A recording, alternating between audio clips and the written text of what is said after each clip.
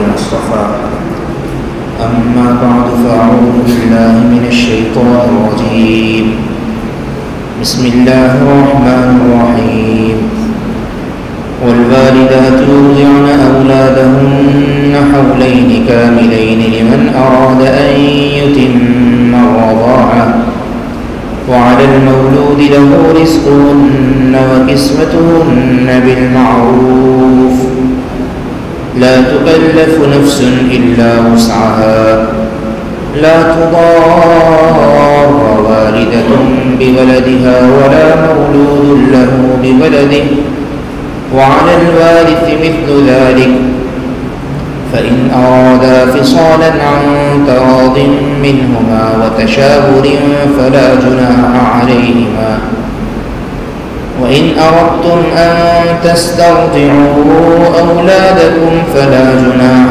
عليكم إذا سلمتم ما آتيتم بالمعروف واتقوا الله واعلموا أن الله بما تعملون بصير صدق الله العظيم আল্লাহ তাআলার মেহেরবানি তিনি আমাদেরকে কোরআন মাজিদের ছায়ায় কোরআনের কিছু কথা বলার জন্য শোনার জন্য বসার তৌফিক দান করেছেন আলহামদুলিল্লাহ। কোরআন মাজিদের সূরাতুল বাকারার 233 নম্বর আয়াত তেলাওয়াত করা হয়েছে। আপনারা অবগত আছেন যে আমরা সূরা বাকারার এই অংশে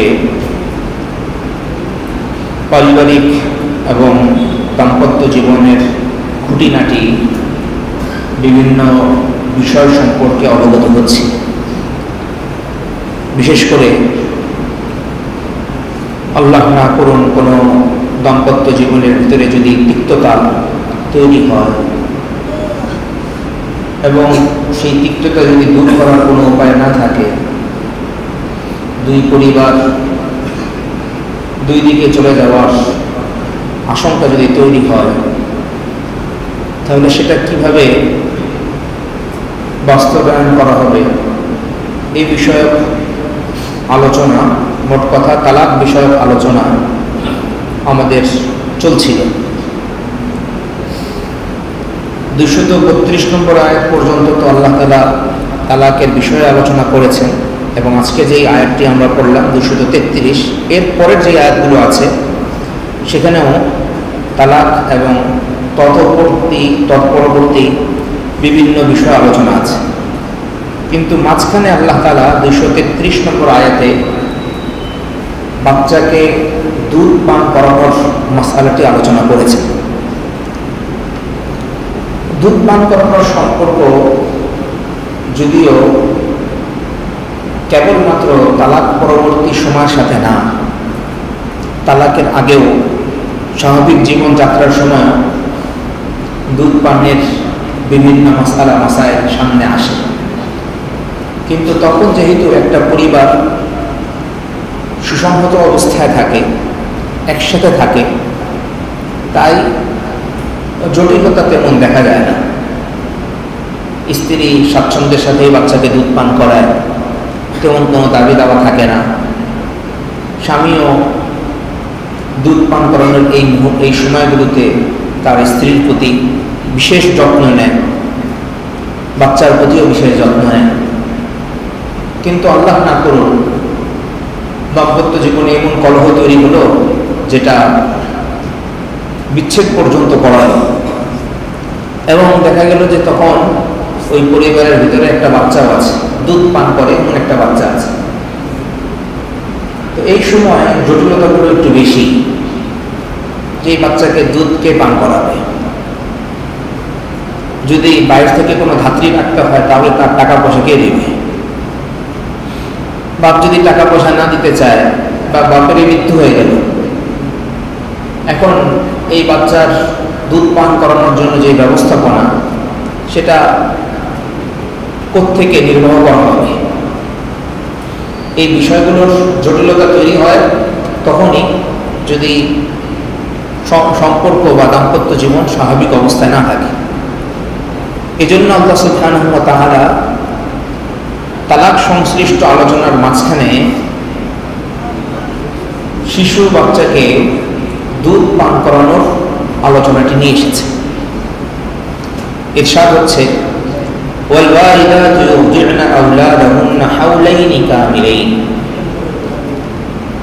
আর মায়েরা তাদের শিশুদেরকে, তাদের বাচ্চাদেরকে পূর্ণ 2 বছর দুধ পান করাতে পারবে, দুধ পান করাবে।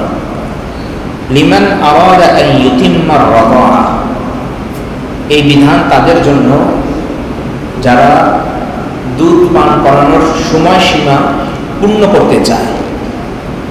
তারা কতদিন পর্যন্ত দুধ পান করাতে পারবে? 2 বছর পর্যন্ত দুধ পান করাতে পারবে। এই 2 বছরের ক্ষেত্রে আমাদেরকে মনে রাখতে হবে, এই 2 বছর গণনা হবে চান্দ্র মাস হিসাবে, সৌরবর্ষ হিসাবে না। যে সকল কারণে চান্দ্র মাসের বা হিজরি বর্ষের হিসাব রাখা আবশ্যক, উম্মতের জন্য ফরজে কিফায়া, উম্মতের কিছু মানুষকে অবশ্যই হিসাব রাখতে হবে। এর মধ্যে অন্যতম কারণ এটা, দুধ পানের সময়সীমা যেন 2 বছরকে অতিক্রম না করে, 2 বছরকে যেন অতিক্রম না করে। এর ভিতরেই দুধ পান করানোর যেই রীতিনীতি আছে এটাকে শেষ করতে হবে। স্বাভাবিকভাবেই দেখা যায় যে বাচ্চা প্রথম দিনেই দুধ পান করা বন্ধ করে না, ছাড়ানোর জন্য একটু সময় লাগে। এই জন্য 1 বছর 10 মাস, 1 বছর 9 মাস, 1 বছর 11 মাস থেকে এই চেষ্টা কসরত শুরু করা যেতে পারে। একেবারেই যে 2 বছর পর্যন্তই খাওয়াতে হবে এটা জরুরি না, এটা সর্বোচ্চ সীমা। আর সেই 2 বছর হিসাব হবে চান্দ্র মাস হিসাবে, হিজরি বর্ষ হিসাবে। আপনারা জানেন যে হিজরি ক্যালেন্ডার এবং সৌর ক্যালেন্ডার, এই 2 ক্যালেন্ডারের মধ্যে বছরে প্রায় 10 দিনের ব্যবধান থাকে, প্রায় 10 দিনের মতন ব্যবধান থাকে। তো কেউ যদি সৌর বছর গণনা করেন, যেমন জানুয়ারির 1 তারিখে বাচ্চা হলো, তাহলে তিনি 2025-এর জানুয়ারির 1 তারিখে হলো, 1 তারিখ থেকে তিনি খাওয়ানো শুরু করলেন, 2025 পুরোটা খাওয়ালেন, 2026-এর 20 ডিসেম্বরের আগে আগে এটা বন্ধ করে দিতে হবে। 10 ডিসেম্বরের আগে আগে এটা বন্ধ করে দিতে হবে। তখন ওই 20 দিন 2 বছরে আমরা কমায় নিয়ে আসবো। তো আল্লাহ রাব্বুল আলামিন এই আয়াতের মধ্যে আয়াতের প্রথম অংশের মধ্যে বাচ্চাকে দুধ পান করানোর সময়সীমা সম্পর্কে বললেন যে সেটা হচ্ছে সর্বোচ্চ 2 বছর, এর বেশি নয়। ওয়া আলাল মাউলুদি লাহু রিজকুহুন্না ওয়া কিসওয়াতুহুন্না বিল মা'রুফ, যার পক্ষে দুধ পান করানো হচ্ছে অর্থাৎ পিতা, এই সন্তান যার অর্থাৎ পিতা, পিতার দায়িত্ব হচ্ছে যারা দুধ পান করাবেন তাদের খোরপোশের ব্যবস্থা করা এবং ন্যায়সঙ্গতভাবে তাদের পোশাক আশাকের ব্যবস্থা করা, এটা পিতার দায়িত্ব। যিনি দুধ পান করাচ্ছেন, যার পক্ষে অর্থাৎ যেই ব্যক্তির পক্ষে, যেই পুরুষের পক্ষে তিনি দুধ পান করাচ্ছেন, সেই পুরুষের সাথে তার বিভিন্ন রকমের হালত বা অবস্থা হতে পারে। প্রথম অবস্থা হচ্ছে যে ওই নারী এই পুরুষের স্ত্রী, দাম্পত্য জীবন টিকে আছে, এমন স্ত্রী যার দাম্পত্য জীবন টিকে আছে। তো এই সময় স্বামীকে স্ত্রী হিসেবে দেখভাল করতে হবে, তার যে পারিতোষিক আছে খাবার দাবার ইত্যাদি এটা তাকে দিয়ে যেতে হবে।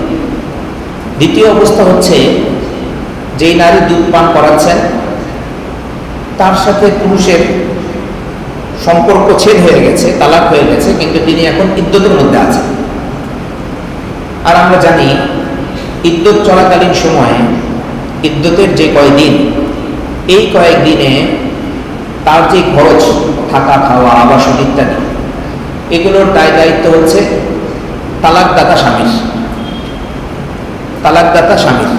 তাহলে এই অবস্থায় যদি ওই স্ত্রী বাচ্চাকে দুধ পান করান, তাহলে তাকে খরগোশ দিতে হবে তালাকদাতা এই স্বামীকে।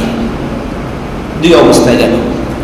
তৃতীয় অবস্থা, আচ্ছা, এই প্রথম দুই অবস্থাতে মায়ের উপরে দায়িত্ব বর্তায়, তিনি যেন বাচ্চাকে দুধ পান করান।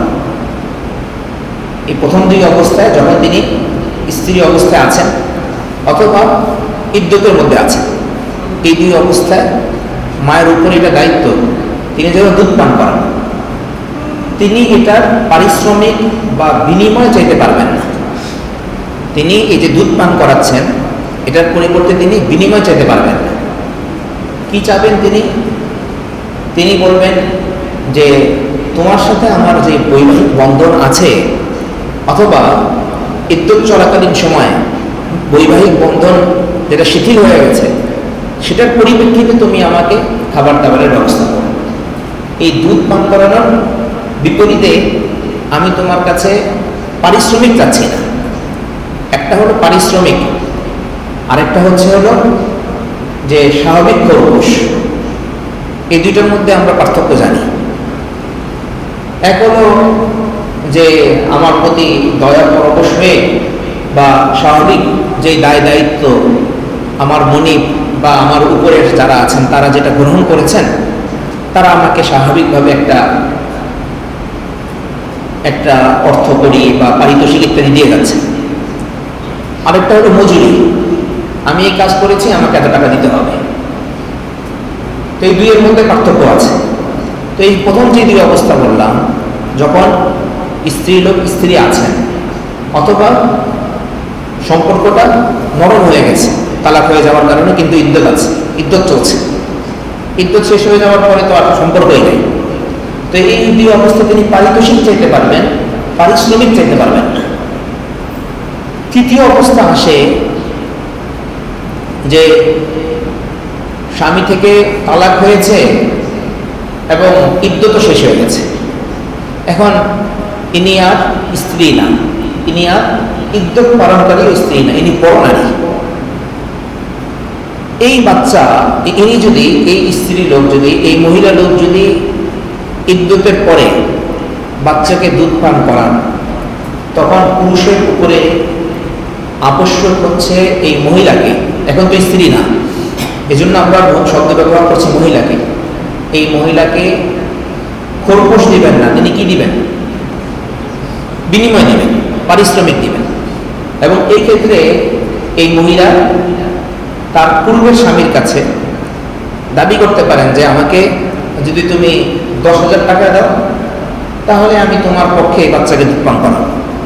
যদিও তিনি পেটে ধারণ করেছেন এই বাচ্চাকে, যদিও তিনি এই বাচ্চাকে পেটে ধারণ করেছেন, এই কথা বলার অধিকার তার আছে শরীয়তগতভাবে, যে আমাকে এত টাকা দিলে আমি দুধ পান করাবো, না হলে তুমি অন্য ধাত্রী খুঁজো, আমি দুধ পান করাবো।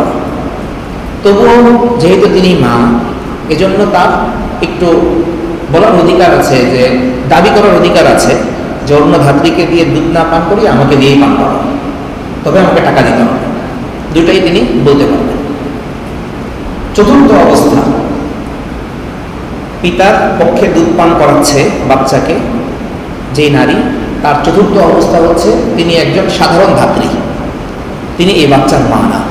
প্রথম অবস্থা গেল তিনি স্ত্রী অবস্থায় আছেন, দ্বিতীয় অবস্থা গেল ইদ্যতের মধ্যে আছেন, তৃতীয় অবস্থা হলো ইদ্যত শেষ হয়ে গেছে, আর চতুর্থ অবস্থা হলো তিনি সাধারণ ধাত্রী, অন্য কোনো মহিলা।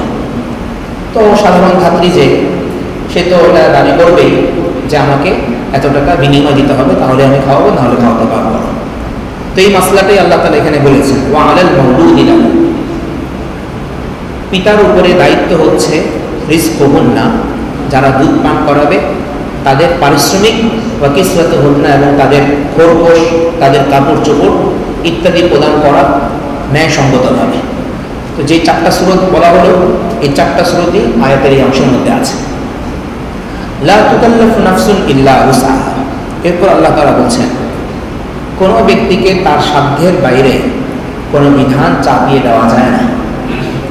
এদিকে আল্লাহ তাআলা ইঙ্গিত করছেন যে দেখো, স্বামীর উপরে বা এই পুরুষের উপরে দায়িত্ব তো হচ্ছে খোরপোশ দেওয়া অথবা শেষ দুই অবস্থায় পারিশ্রমিক প্রদান করা।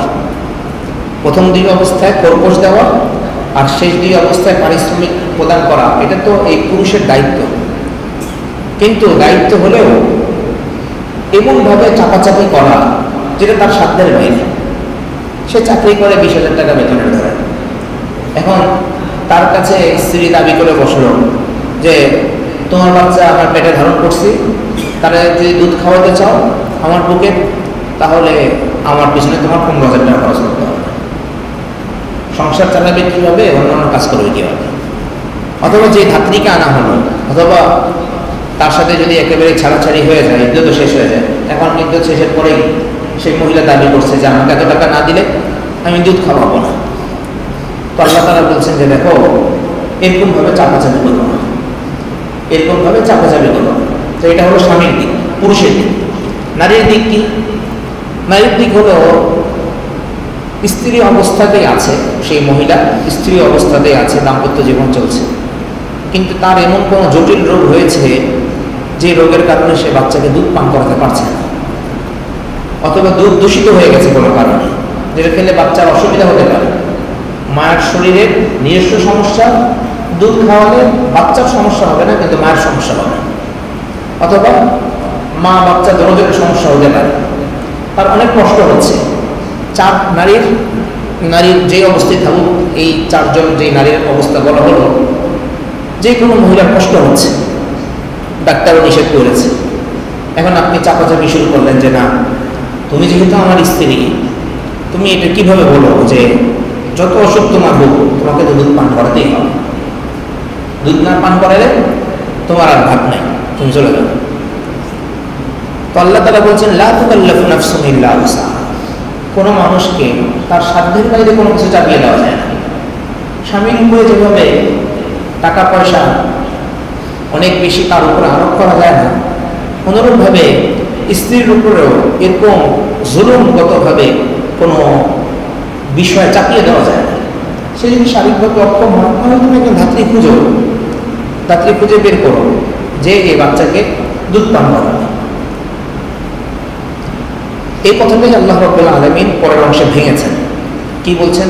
লা তুদার ওয়ালিদাতুন বিওয়ালাদিহা, কোনো মাকে তার সন্তানের কারণে কষ্ট দেওয়া যাবে না, কোনো মাকে তার সন্তানের কারণে কষ্ট দেওয়া যাবে না, যে কষ্টের কথা মাত্রই আমরা বললাম।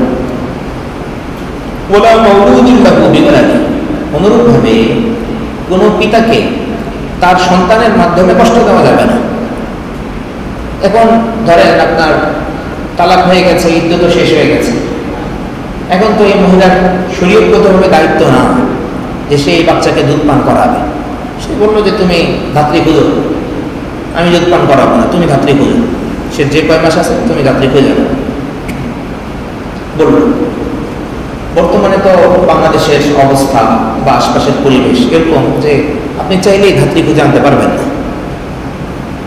আল্লাহ তাআলা তার বুকের মধ্যে দুধ দিয়ে রেখেছেন, সে বলতেছে যে আমি দুধ পান করাবো না, টাকা দিলেও আমি করাবো না। তো এটা কি হলো? এটা স্বামীর উপরে একটা চাপ তৈরি করে দিলেন, যদিও সে স্বামী না। সব কিছু এরকম না যে আপনি শরীয়তের ওয়াজিব বা ফরজ যেই বিধিবিধানগুলো আছে সেভাবে আপনি চাপাচাপি করবেন, এটা সব ক্ষেত্রে হয় না। বরং কোনো কোনো জায়গায় আপনাকে সুন্নতের দিকে আসতে হবে, মুস্তাহাবের দিকে আসতে হবে, আদবের দিকে আসতে হবে।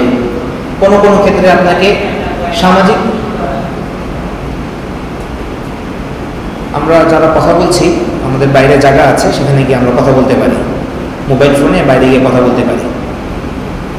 তো সামাজিক কিছু রীতিনীতি যেটাকে শরীয়ত নিষেধ করে না, সে সকল দিকেও আমাদেরকে যেতে হবে, বরং এটা শরীয়ত বরং অ্যালাউ করে। যেমন ধরেন শ্বশুর শাশুড়ির খেদমত করা স্বাভাবিক খেদমত, যেটাকে শরীয়ত নিষেধ করে না। তো এই খেদমত করা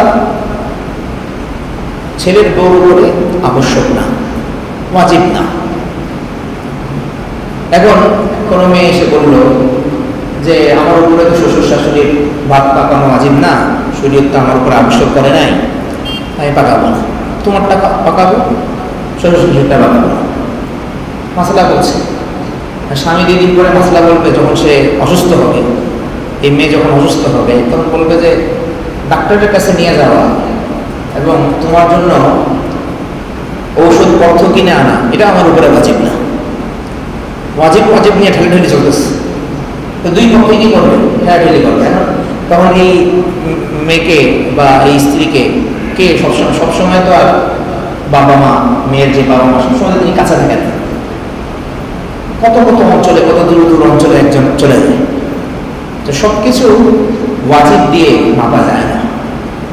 শরীয়তের মধ্যে এটা নাই, বলে দিলেন শরীয়তের মধ্যে নাই।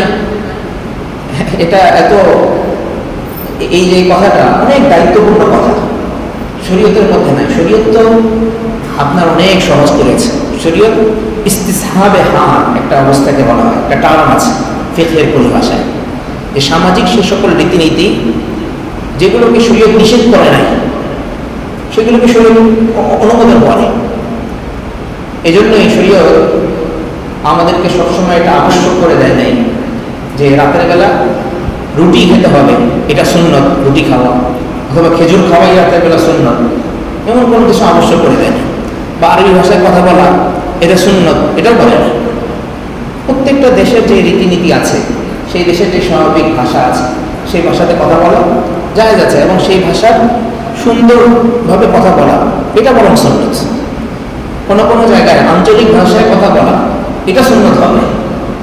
আপনার মা উনি গ্রামের, উনি শহরের যে স্ত্রী করা ভাষা এটা বুঝেন না, কারণ আপনার মার সামনে গিয়ে আপনি শহরের স্ত্রী করা ভাষায় সাহিত্যপূর্ণ লালিতপূর্ণ ভাষায় কথা বলা শুরু করলেন। ফুকাহায়ে কেরাম লিখেছেন এটা মাকে কোরআন মাজিদের মধ্যে যে উফ বলতে নিষেধ করা হয়েছে সেই উফ বলার শামিল। মা কষ্ট পাচ্ছে না, আপনার মা এই সকল শব্দ তো সে বুঝতেছে না, সে আপনার দিকে করে তাকায় আছে, সে তো কষ্ট কিন্তু কষ্ট পাচ্ছে। তো কষ্ট দেওয়া তো জায়েজ নেই, মাকে বাবাকে এভাবে কষ্ট দেওয়া তো জায়েজ নেই। তো তার সাথে আপনি ওই ভাষাতেই কথা বলেন, এতে বরং আপনার সওয়াব হবে। তো আমরা যেই প্রসঙ্গে ছিলাম সেখানে আবার ফেরত আসি যে স্বামীকে বা পিতাকে তার সন্তানের কারণে কষ্ট দেওয়া যাবে না, স্ত্রীকে বা মাকে তার সন্তানের কারণে কষ্ট দেওয়া যাবে না। এরপরে আরেকটা বিধান, ওয়ালাল ওয়ারিসি মিসলু যালিক, ওয়ালাল ওয়ারিসি মিসলু যালিক। ওয়ারিসেরও দায়িত্ব হচ্ছে উপরোক্ত দায়িত্ব পূর্ণ করা। ওয়ারিসকে এখানে ধরেন এতক্ষণ তো গেল স্বামী স্ত্রীর মধ্যে বিচ্ছেদ হয়ে গেল বা হলো না একটা অবস্থা, এখানে এমন অবস্থা আসলো যেখানে পিতার ইন্তেকাল হয়ে গেছে, পিতার ইন্তেকাল হয়ে গেছে। আর পিতার যদি ইন্তেকাল হয়ে যায় তাহলে এই বাচ্চার দুধ পান করানোর সংশ্লিষ্ট যে ব্যয়ভার আছে সেগুলো কে দেখবে? দুধ পান করানোর ব্যবস্থা কোথায় করা হবে? যদি ধাত্রী আনতে হয় কোনো কারণে, তাহলে ধাত্রী কে এই টাকা পয়সা কোত্থেকে ম্যানেজ করা হবে? আল্লাহ তাআলা বলছেন যে এই সন্তান যখন বড় হবে, বড় হওয়ার পরে স্বাভাবিক নিয়মে সে যদি মৃত্যুবরণ করে বা ছোট অবস্থাতে সে যদি মৃত্যুবরণ করে এবং তার যারা শরীয়ত কর্তৃক নির্ধারিত ওয়ারিস আছে, শরীয়ত কর্তৃক নির্ধারিত ওয়ারিস আছে, এই বাবা যেহেতু ইন্তেকাল করেছেন তাহলে অবশ্যই বাচ্চার নামে কিছু টাকা পয়সা রেখে গেছেন, কিছু জায়গা জমি তার নামে আছে। এখন এই বাচ্চাটা যদি মারা যায় তাহলে এই বাচ্চার মিরাজ কে পাবে? যারা এই বাচ্চার মিরাজ পাবে তাদের উপরে দায়িত্ব হচ্ছে দুধ পান করার কালীন যে সময়টা আছে সেই সময়ের যাবতীয় ব্যয়ভার নির্বাহ করা। এটা হলো ওয়ারিসদের দায়িত্ব। এরপর আল্লাহ তাআলা আবার পিছনের বিধানের দিকে চলে যাচ্ছেন, বা দুধ পান সংশ্লিষ্ট যে কথাটা চলছিল সেখানে আল্লাহ তাআলা আলোচনায় যাচ্ছেন। আল্লাহ তাআলা ইরশাদ করছেন, ফাইন আরাদা ফিসালান আন তারাদিন মিনহুমা ওয়া তাশাউরিন ফালা জুনাহা আলাইহিম। দায়িত্ব তো হলো 2 বছর সর্বোচ্চ দুধ পান করতে পারবে, কিন্তু কোনো স্বামী স্ত্রী তাদের নিজেদের মধ্যে সম্মতিক্রমে এবং পারস্পরিক পরামর্শের মাধ্যমে এর আগেই যদি দুধ পান করানো ছাড়াতে চায়, এর আগেই যদি দুধ পান করানো ছাড়াতে চায়, তাহলে তাদের কোনো গুনাহ হবে না। তো এখানে আল্লাহ রাব্বুল আলামিন দুইটা শর্ত দিয়েছে। একটা হলো স্বামী স্ত্রীর পারস্পরিক সম্মতি, আরেকটা হলো পরামর্শ। এখানে স্বামী স্ত্রীর কোনো জায়গায় কল্যাণ হচ্ছে এই বিবেচনায় তারা বাচ্চাকে বাদ দিয়ে 1 বছরের মধ্যেই দুধ পান করানো বন্ধ করে দিলেন। আল্লাহ রাব্বুল আলামিন এটাকে পছন্দ করেন নাই। এই জন্য আল্লাহ তাআলা দুইটা শব্দ ব্যবহার করেছেন, তারাদিন বা তাশাউরিন। তোমরা পারস্পরিক সম্মত যে এই বাচ্চার জন্য, এবং মশওয়ারা করো এই বাচ্চার জন্য এখন দুধ পান করানো যদি বন্ধ করা হয় তাহলে এটা কোনো ক্ষতি হবে কিনা, কতদিন চালালে এটা তার জন্য বেশি বেস্ট হবে, তার জন্য বেশি ভালো হবে। এটা মশওয়ারার মাধ্যমে এবং পারস্পরিক সম্মতির মাধ্যমে বাচ্চার কল্যাণের দিকে তাকিয়ে নির্ধারণ করে কেউ যদি 1.5 বছরের মাথায়, 1 বছর 10 মাসের মাথায় যদি বন্ধ করতে চায় তাহলে কোনো সমস্যা নেই, গুনাহ হবে না। কিন্তু খেয়াল রাখতে হবে বাচ্চার কল্যাণ কিসে। ওয়াইন আরাদতুম আন তাস্তারদিউ আওলাদাকুম, আর তোমরা যদি চাও তোমাদের বাচ্চাদের জন্য ধাত্রী নির্ধারণ করতে, ধাত্রী আনতে, ফালা জুনাহা আলাইকুম, তাহলেও তোমাদের কোনো গুনাহ হবে না। ইদা সাল্লামতুম মা আতাইতুম বিল মারুফ, যদি তোমরা প্রয়োজনীয় বিষয় যেটা ধাত্রীকে দিতে হবে, যেটা ফিক্সড করা হয়েছে কথাবার্তার মাধ্যমে, সেটা যদি যথাযথভাবে দিয়ে দাও, ধাত্রীর জন্য যে পারিশ্রমিক আছে সেটা যদি সঠিকভাবে দিয়ে দাও, তাহলে ধাত্রীর মাধ্যমেও দুধ পান করাতে পারো, এতে কোনো সমস্যা নেই।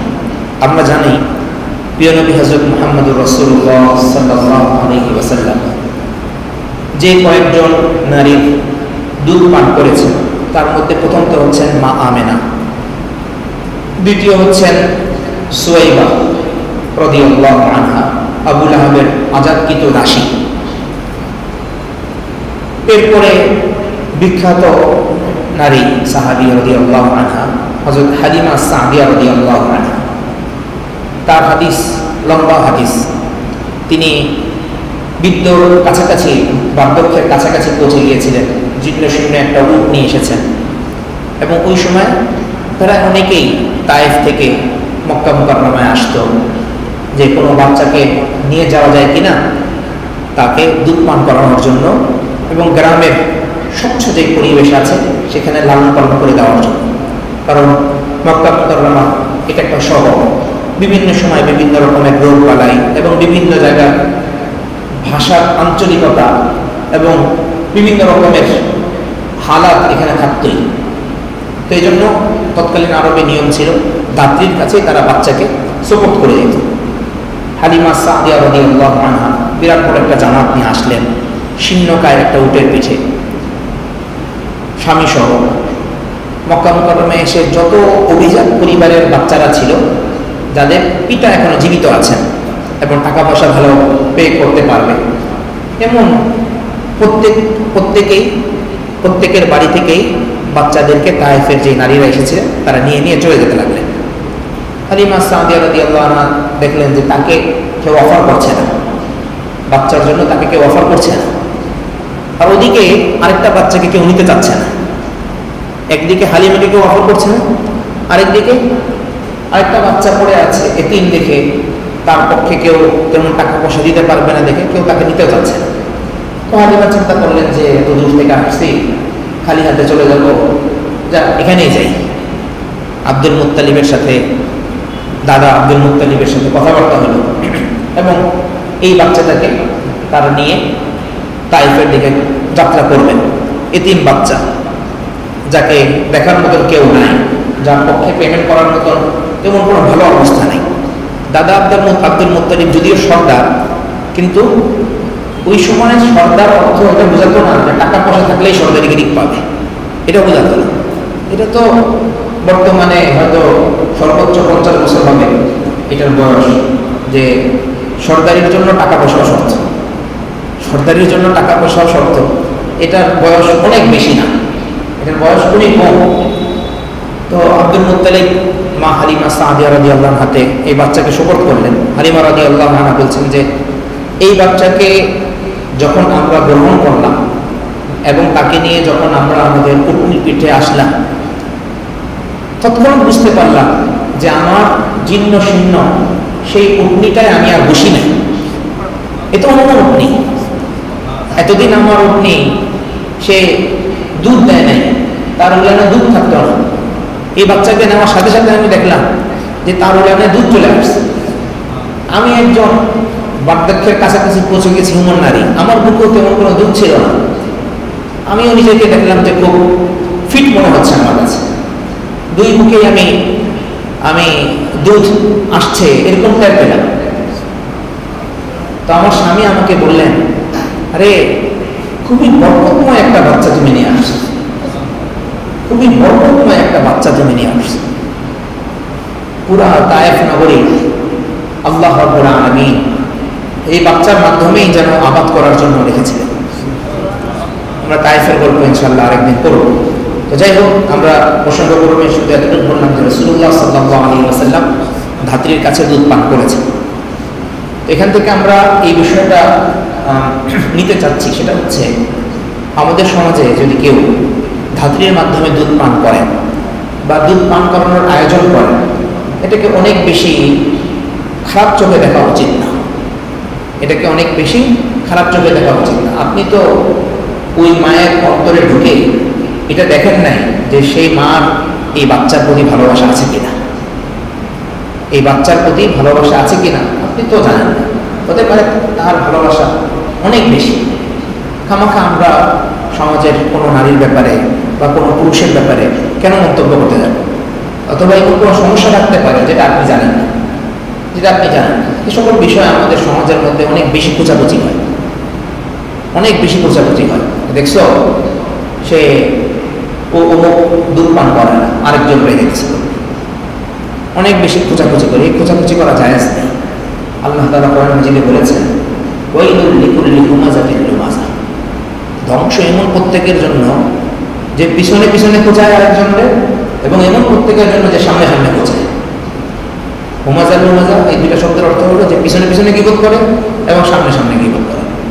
অনেকে আমরা এটা বলি যে এই কথাটা আমরা অমুকের সামনে স্পষ্ট করে বলতে পারবো, তার মুখের সামনে বলতে পারবো। তো এটাও আল্লাহ তাআলার কাছে পছন্দনীয় না। পিছনে পিছনে বলাটাও পছন্দনীয় না, সামনে মুখের উপরে কাউকে কিছু বলে দেওয়া এটাও অনেক বেশি সাহসিকতার অনুভব না করো। এর জন্য আল্লাহ তাআলার পক্ষ থেকে ধ্বংস অনিবার্য। মোট কথা, মানুষকে কষ্ট না দেওয়া এবং নিজের আখিরাতকে নষ্ট না করা।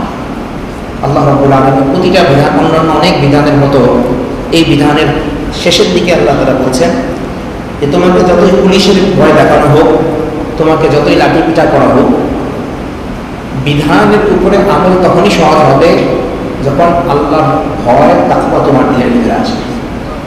তাই ওয়াত্তাকুল্লাহ, আল্লাহকে ভয় করো, ওয়া'লামু, এবং জেনে রাখো, আন্নাল্লাহা বিমা তা'মালুনা বাসীর, তোমরা যা কিছু করছো এ বিষয়ে আল্লাহ রাব্বুল আলামিন পূর্ণদর্শী। প্রতিটা জিনিস আল্লাহ রাব্বুল আলামিন পুঙ্খানুপুঙ্খানুভাবে দেখছেন। যে কথাগুলো বলা হলো, শোনা হলো, এর যাবতীয় ভুল ত্রুটি মাফ করে দিয়ে আল্লাহ তাআলা আমলের তৌফিক দান করেন। আমিন। ওয়া আখিরু দাওয়ানা আলহামদুলিল্লাহি রাব্বিল আলামিন। সুবহানাল্লাহি ওয়া বিহামদিহি, সুবহানাল্লাহি ওয়া বিহামদিহি, আশহাদু আল্লা ইলাহা ইল্লা আনতা, আস্তাগফিরুকা ওয়া আতুবু ইলাইক, আস্তাগফিরুকা ওয়া আতুবু ইলাইক, আস্তাগফিরুকা ওয়া আতুবু ইলাইক, আস্তাগফিরুকা ওয়া আতুবু ইলাইক।